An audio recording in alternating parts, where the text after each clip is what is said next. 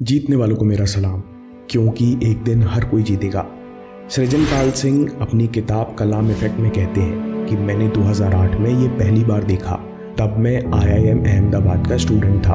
Doctor Kalam साहब ने हम स्टूडेंट से पूछा कि आप किस लिए याद किया जाना चाहेंगे, what would you like to be remembered for. इतना ही नहीं, इसके बाद उन्होंने हमारे सामने 15 करियर ऑप्शंस रखे।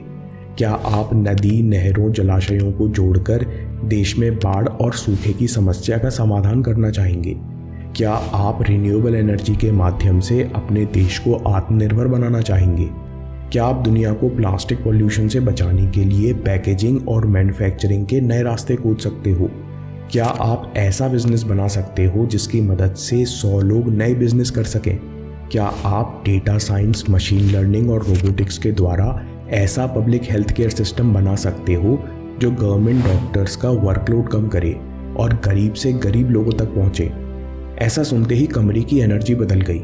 हम लोग अभी तक अपनी डिग्री को केवल जॉब, प्लेसमेंट और सैलरी से तौल रहे थे।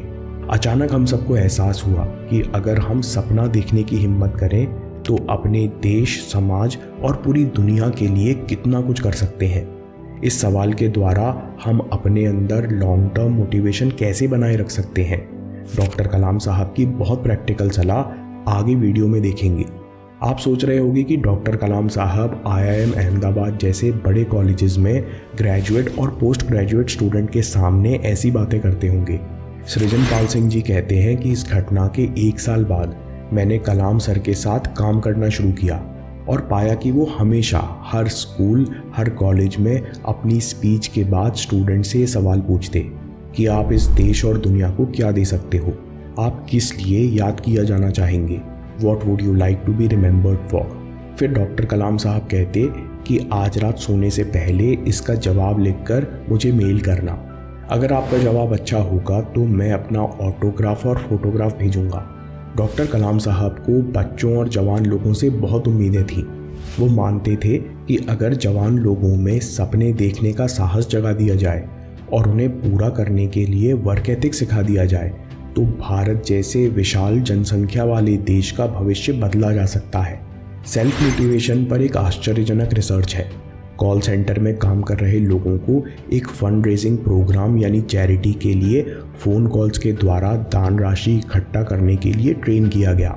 इन लोगों में से एक रैंडम ग्रुप बनाया गया जिसे नाम दिया गया सेल्फिश इंसेंटिव ग्रुप। इस ग्रुप में लोगों को बोला गया कि अगर आप अपना टारगेट पूरा करते हैं तो आपको फंड में से इतना परसेंटेज यानी पैसा मिलेगा। दूसरे ग्रुप सेल्फलेस को बोला गया कि आप जो काम कर रहे हैं उससे 10 गरीब बच्चों को ग्रेजुएशन करने का मौका मिलेगा। अच्छी एजुकेशन से अच्छी नौकरी पाकर ये बच्चे अपने साथ अपने परिवार को गरीबी से बाहर निकाल लेंगे।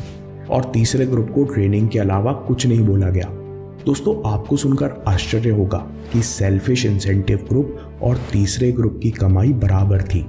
दूसरी तरफ सेल्फलेस ग्रुप ने दोनों ग्रुप से 2 गुनी कमाई की।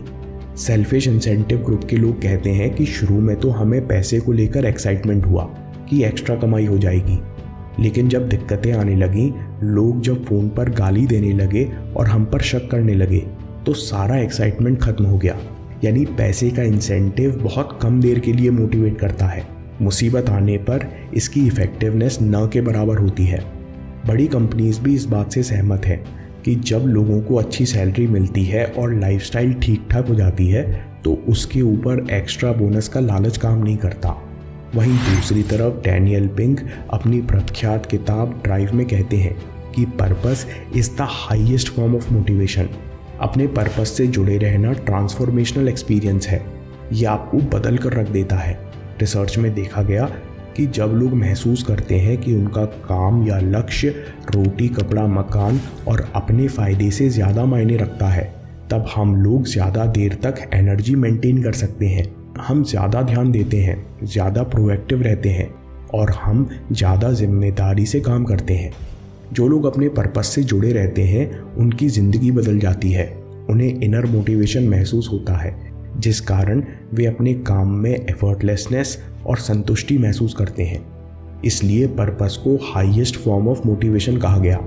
लेकिन ऐसा क्यों होता है? नेचुरल बॉर्न हीरोज़ के लेखक कहते हैं कि ज़रूरत पड़ने पर लोग दूसरों को बचाने के लिए अपनी जान पर खेल जाते हैं या दूसरों की मदद करने के लिए दिन रात एक कर देते हैं। ये तो फिर भी एक्सट्रीम एग्जाम्पल है। आम जिंदगी में किसी के काम आना, दूसरों की मदद करना, न्याय और कोऑपरेशन जैसी भावनाओं से दिमाग के रिवॉर्ड सेंटर्स एक्टिवेट हो जाते हैं। हमारा दिमाग ऐसे क्यों प्रोग्राम्ड है?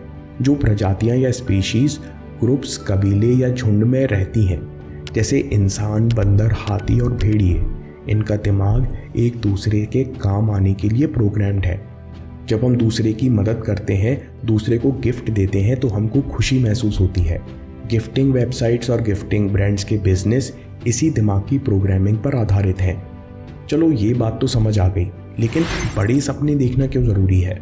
हम लोगों की छोटी मोटी मदद भी कर सकते हैं। जब हम बिना किसी मानसिक लिमिटेशन बनाए खाली स्लेट पर सपने देखते हैं, तो कुछ अपने मन की बनाई हुई लिमिटेशंस भी तोड़ देते हैं, जिस कारण हमें एनर्जी महसूस होती है। साथ में हमें एहसास होता है कि अभी हमें बहुत कुछ करना है। हम छोटी छोटी रुकावटों में ज़्यादा देर अटके नहीं रह सकते। अगर मुझे इसरो में साइंटिस्ट बनना है, तो लंबे समय तक कंसंट्रेट करना तो मुझे सीखना ही सीखना होगा, जिसके लिए मुझे हर दिन स्टेप्स 1, 2, 3 करने ही करने होंगे। सृजन पाल जी कहते हैं कि डॉक्टर कलाम साहब अपने हर स्टूडेंट से ये सवाल पूछते। फिर जब से मैंने उनके साथ काम करना शुरू किया, तब से वो ये सवाल मुझसे हर हफ्ते पूछते। हर बार जवाब सुनने के बाद कहते कि अरे दोस्त, जवाब पर और काम करो, इस जवाब में और वैल्यू जोड़ो। ऐसा लगातार 6 महीने चलता रहा। एक समय आया जब मैं और नहीं सोच पा रहा था, तो मैंने उनसे पूछा कि मुझे सच में अपना पर्पस, अपना योगदान, अपना कारण कैसे पता चलेगा। डॉक्टर कलाम साहब ने सोचकर कहा कि ये सवाल सच में कठिन है। इसके 2 कारण हैं।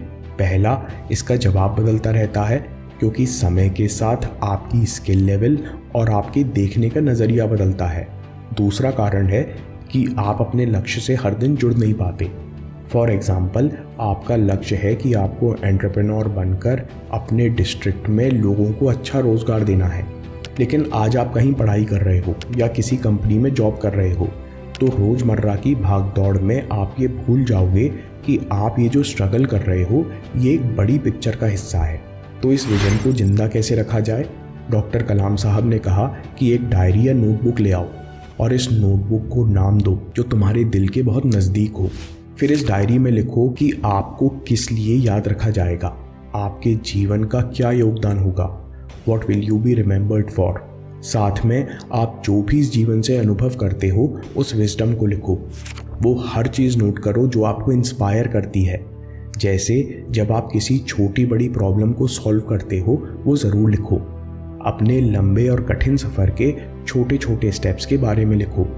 जो लोग आपकी मदद करते हैं उनके नाम लिखो और आभार व्यक्त करो। इसके साथ साथ जो विचार और चिंता आपको परेशान करती हैं वो भी लिखो। आपको अपनी कहानी से ही प्रेरणा मिलेगी। दोस्तों, जब आप इन प्रॉब्लम्स को दोबारा पढ़ेंगे तो आपको रियलाइज़ होगा कि किस तरह आपने डाउट से पार जाकर एक्शन लिया था। अपनी पूरी ज़िंदगी इनर मोटिवेशन बनाए रखने के लिए, अपने पर्पस से जुड़े रहने के लिए केवल 10 मिनट हर दिन इस नोटबुक के साथ खर्च करो।